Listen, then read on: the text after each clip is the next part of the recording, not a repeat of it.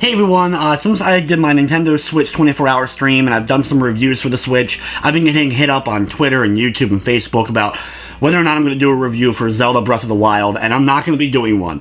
I did want to do a little video to voice my opinion, which is going to get a lot of flack, I know, but I've been getting so many questions about it, I figured I'll just go ahead and do one video for it instead to better try to clarify why I don't like Breath of the Wild.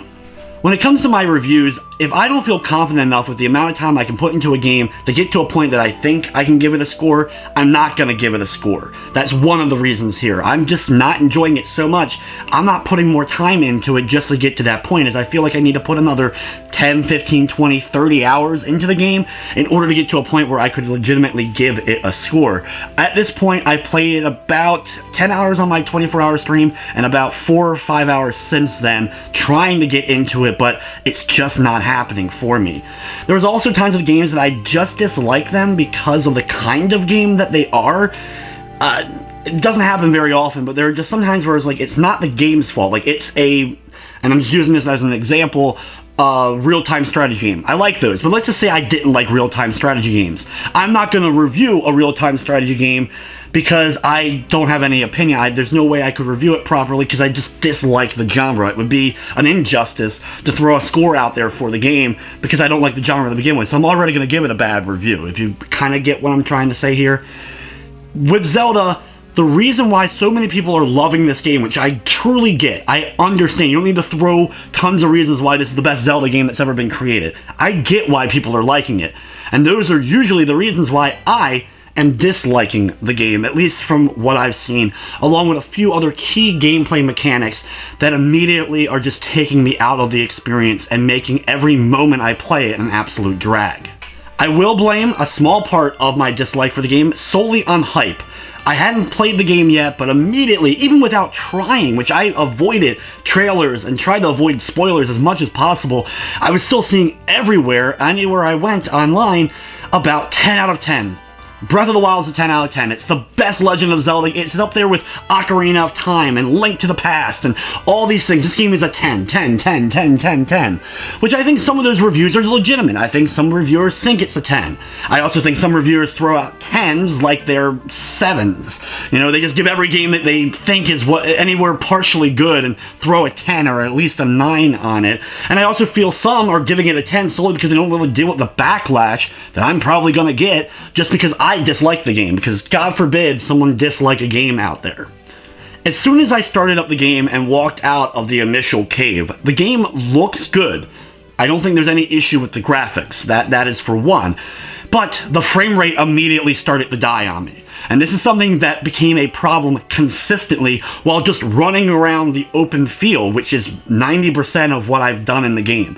When you get into a little bit more close quarters, it didn't seem to have nearly as much problem, but the open world, which is where majority of time seems to be spent, or at least where majority of my time is spent, the frame rate was chugging. That alone would take it down from a 10 for me, because that's just unacceptable for a game that was supposed to be on Wii U, is now on a different system and having this issue. I know if it's taken off the dock and you play it in portable mode, supposedly the frame rate's much better, but I'm not playing this game as a portable game. I'm playing it on my TV so I can actually use my Pro Controller, because I'm not the biggest fan of the Joy-Cons, though I'm starting to adjust and get more used to them. I want to play with the Pro Controller, which I know you could set it up technically as a handheld, like you can put the little stand on it or something and have it that way, and you could still use the Pro Controller, but still, I want to play it on my TV. This is a Zelda game, I want to see it in all of its glory, and that was immediately one misstep. That's something that can be patched, but still, that's one misstep. The other stuff that I'm going to talk about can't be patched, because that's what makes it Breath of the Wild. One of the biggest issues, and I will say if this wasn't a part of the game, I'd probably still be suffering through it, and that is the breakable weapons. It makes the game not fun to me, and I know people are throwing me some arguments about it, they don't mind it and all. When I pick up a new weapon, a new sword from a chest, it immediately becomes, oh yay, a new useless weapon. Because before I can even get used to the weapon, take 2 swings with it, it breaks. Almost all the weapons you end up getting, even in the shrines, which is where I ended up doing most of stuff in the game as far as progress is concerned, if there's even feels like there's any progress in this game, because most of it feels like I make no progress.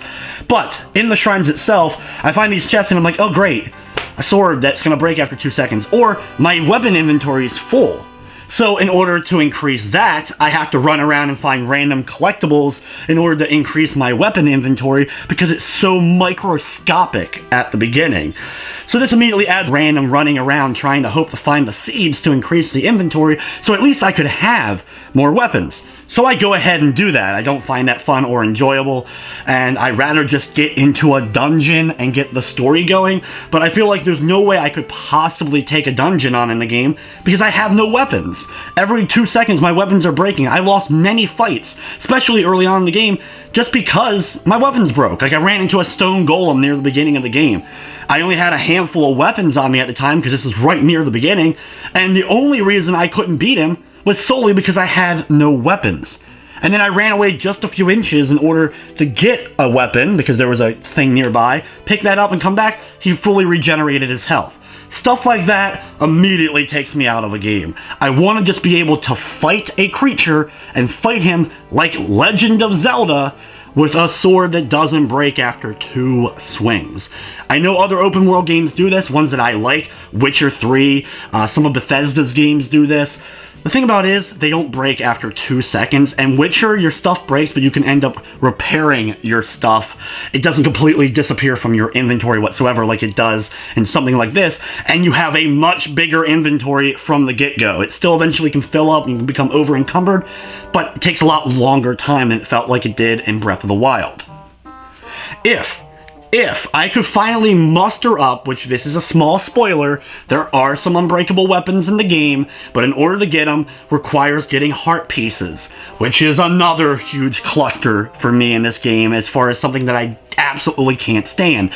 Instead of going to a dungeon, beating dungeon boss, and being rewarded for heart pieces, instead you have to go around to these random shrines. There's 120 random shrines that are basically like, they could have been like just tiny little missions, like in a separate game altogether, like something like a Captain Toad's Treasure Tracker. You could have had Link's Shrine Spectacular. That's pretty much how the shrines feel to me. They're not fun or enjoyable. They're like, they could be their own separate game. I don't really find going into the shrines fun whatsoever. I just want to get to a main core dungeon. It's like, you get in there, there's a little bit of puzzle solving, so you're kind of like getting into it, and then it's over after just a handful of seconds or one puzzle, and you're like, oh, now I gotta run around an open world for another hour and try to find another shrine, hopefully. This stuff just was absolutely not enjoyable for me. You then get the choice, once you get enough of the shrines, you can then either get a heart piece or more stamina. The stamina is another major factor for why I absolutely can't stand playing Breath of the Wild. You can hang glide for like an hour with the paraglider, it feels like. You can just go a long distance. You can climb up a giant mountain, but if you run for more than 2 seconds, Link's gassed, Link's winded, hands on the hips, breathing, just absolutely annoying as crap. So you can either increase your stamina or increase the heart meter. But why would I increase the stamina meter, which would definitely make me enjoy the game more, when, in the end, all I really want is an unbreakable weapon? And I can only do that by making sure I get hearts from the shrines. So, what it came down to and what I decided to do was, I'm going to go around to every part of this world and complete shrine after shrine after shrine, until hopefully I can get an unbreakable weapon. At which point, then, maybe I can jump in and actually start doing more of the main game. As far as I got main quest-wise, so you guys know where I got at this point, I lit the fire at the laboratory, and then got a photograph book with 12 photos, and it's just kind of like, go to these places. We're not going to tell you where they are, but you just got to know where these are, and that's what you're supposed to do. And that's basically where I just was like, I don't really feel like just randomly exploring to try to find photography places, though I know where some of them are still. It's just more annoyance and more useless running around an empty field. So another thing that just turned me off. I get why we have this more non-linear feel to everything where you're not being told what to do. It's because Skyward Sword went overboard, and I feel like this has gone overboard in the opposite direction. This game is being compared to Ocarina of Time and Link to the Past, which, those games, you knew where to go. You found out very early on, here's where the pendants are, and here's where the crystals are in the Dark World. Go find them. Ocarina of Time, you found out where the different jewels were in the young Link part, and then in the adult Link part, you at least were getting hints. Every time you would go to one, You were told where that next one was located, or at least the general region of where that was located. Navi, while annoying still as far as giving you some stuff, wasn't nearly as bad as like Fee, of course, but you still had a clue on what you went, on where you went, and it still wasn't hours and hours and hours of just running around with no direction, or before you would at least get to some sort of dungeon. I've also heard comparisons, of course, well, this is more like the original Legend of Zelda on the NES, where you really weren't given a direction. You could do some of the dungeons out of order, which was very limiting. I get why people are saying that. That's more of something that we learned the skills later on to go ahead and do the dungeons a little bit more out of order. But a lot of times you still needed certain key items or certain things in order to help you. Yeah, nowadays people can beat that game without getting the sword up until at least Ganon. But back then, it wasn't quite as easy to navigate each of these dungeons, especially with harder enemies, until, you know, you got them in the correct order and got hearts for completing other dungeons. But at the same time, you're talking about a much smaller game as far as scale is concerned. If I wandered, even if I didn't know, like if someone did a ROM hack of just Legend of Zelda and just rearranged the dungeons, it's not going to take me that long to at least find a dungeon.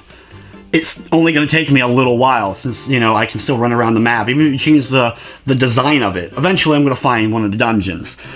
Whereas in Breath of the Wild and all, you're basically running around empty, open fields for hours, and with the stamina meter, and you getting tired every 2 seconds, or running to a random enemy encounter that's useless. Like, if you run into just random enemies, there's no sense in killing them. They don't drop a whole lot. They drop a few items that you could sell, which I'm not a big fan. Just give me my rupees.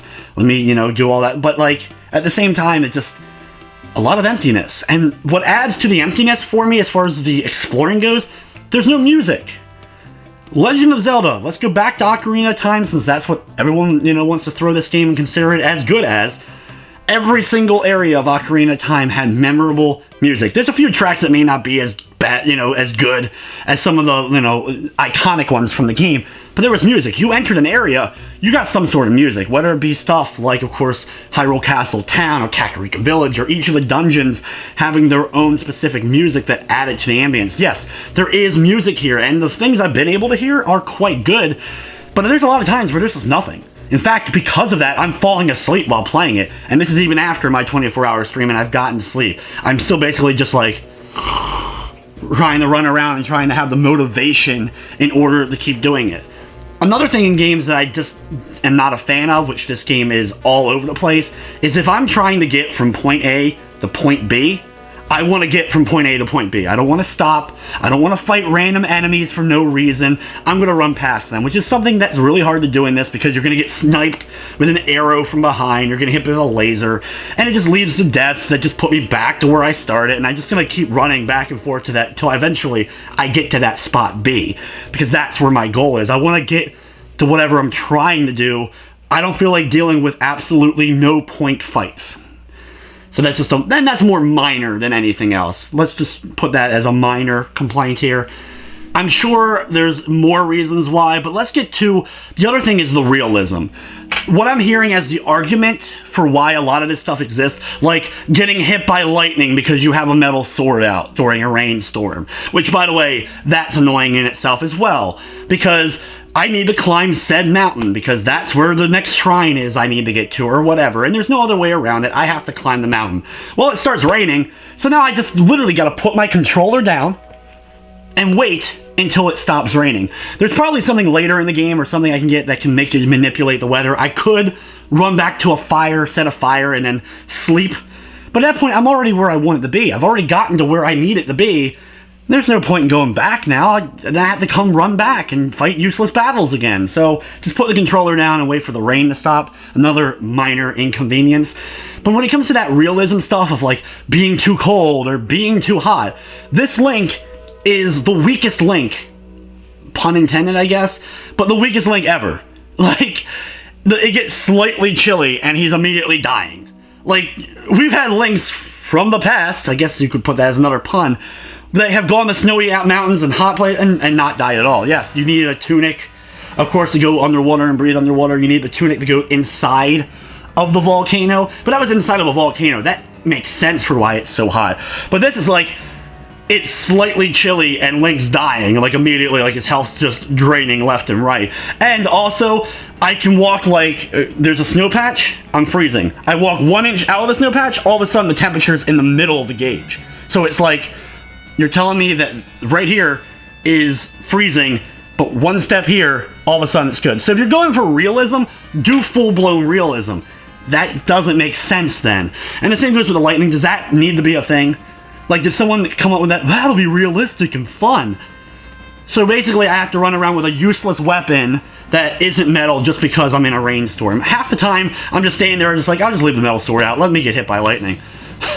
I don't care anymore. That's what it broke down to, which is not a fun gameplay experience for me.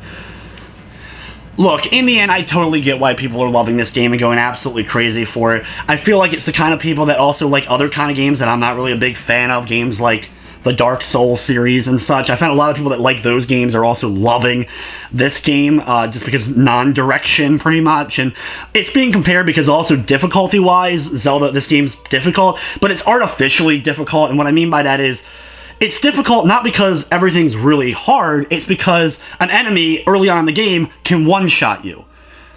For no reason. It just one-hit kills you. But if you take the time and spend hours getting the hearts, all of a sudden then you're going to be able to have health and be able to beat it no problem. So at that point, you can do plenty to make the game easier. It's not like a game like Battletoads or Silver Surfer on the NES. There was nothing you could do in those days to make the game easier. You just had to get good.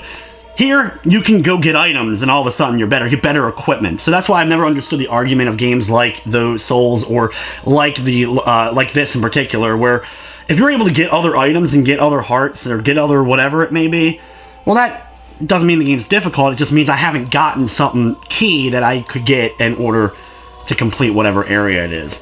But like I said, I totally understand why people are loving this game. I'm hoping that you have it, and I'm going to get a ton of angry comments. I know that's already coming, for people that just like, oh, look, I played every single Legend of Zelda game. I want to pop Legend of Zelda Breath of the Wild in my system and play a Legend of Zelda game. I wanted to start it up. I wanted to get a base tunic and a base sword, run to a town, talk to a couple people, go to a dungeon, complete a dungeon, find a big key, find the item for that dungeon, and beat a boss, then go on to next dungeon. That's Legend of Zelda to me, is going to dungeons, fighting epic bosses, or, you know, at least give me something, just something that's remotely like that. Even a game that takes forever, really, to kind of get going a little bit, and something like Majora's Mask, which I do love Majora's Mask.